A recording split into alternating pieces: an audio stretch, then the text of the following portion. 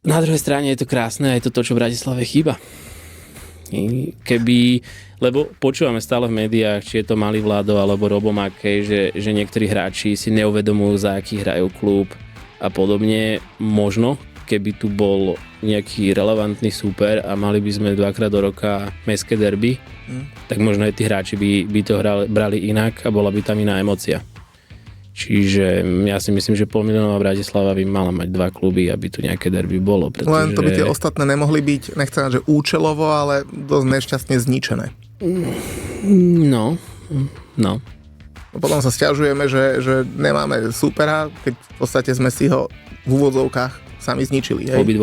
Obidvoch. Ten istý. Hovoríme o Petržalke a Interi, samozrejme. Hej? A ten istý človek to má na svedomí. Hej. Koľko už v Bratislave nemáme derby? 15? No dlho. Čo je hrozné. To je strašné. Dneska si zober, že v Prahe máš 4 kluby v prvej lige. Hej. Takže tá rivalita tam je a tá Sparta Slavia z hodou okolností budúci víkend sa tam chystá.